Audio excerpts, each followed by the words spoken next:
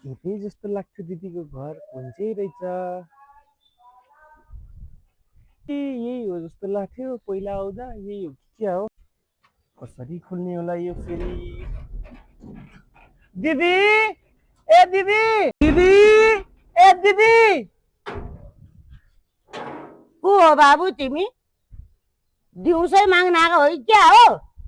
आमा नमस्ते म माग्ने होइन कि तारा दिदीको भाइ ए म त को माग्ने आएछ पो भनेर भने ल अब हस् आमा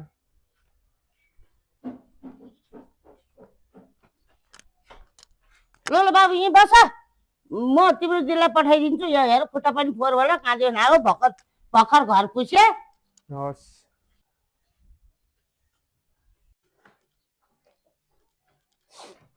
दुलै ए दुलै के भयो मम्मी? तल को माग्ने आएछ भने त तिम्रो भाइ आएको रहेछ, जाऊ भेट्न।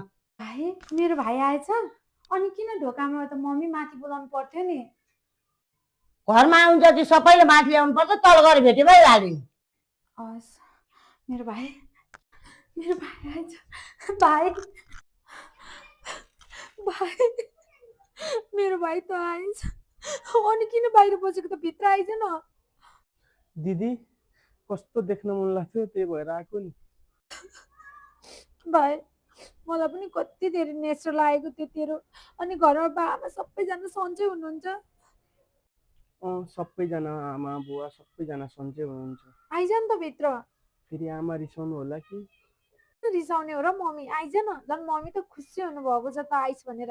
आइज आइज भाइ भित्र आइज। होइन दिदी म यहीँ ठिक छु गर्मी पनि भएको छ बस्दै गर ल, म तँलाई पानी लिएर आउँछु, खाजाहरू पनि बनाउँछु। नोकरानी बनाउनु पर्नेलाई बुहारी बनाएर ल्याएछ। जो पनि घरमा आएको छ, जो पनि घरमा आएको छ। दिक्क लागिसक्यो मलाई त। मम्मी के भयो? यति टाढो गाउँबाट भाइ आएको, भोक लाग्यो होला, के खाजा बनाऊ मम्मी? महाराजा आएको हुन् र त्यही गाउँबाट आएको हुन्। त्यही चिउरा र चिया दे। फेरि त्यो दुधको दिने होइन, त्यो मलाई भरे चाहिन्छ। त्यो रातो चिया पकाएर दे।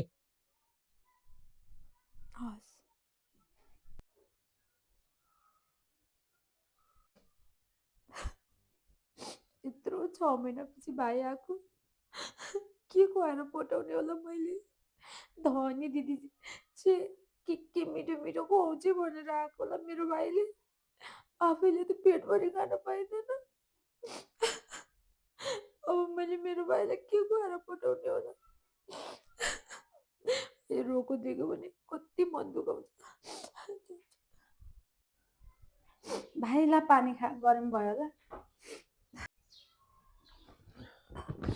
ला दिदी तँलाई कति मिठो लाग्छ भनेर गाउँबाट आमाले घिउ पनि पठाइदिनु भयो यसपालि आलु प्याज पनि धेरै फलाएको थियो त्यही भएर तँलाई ल्याइदिएको छु दिदी कस्तो थियो तँलाई खुसी छेस् नि आमाले मलाई घिउ पठाइदिनु भएछ।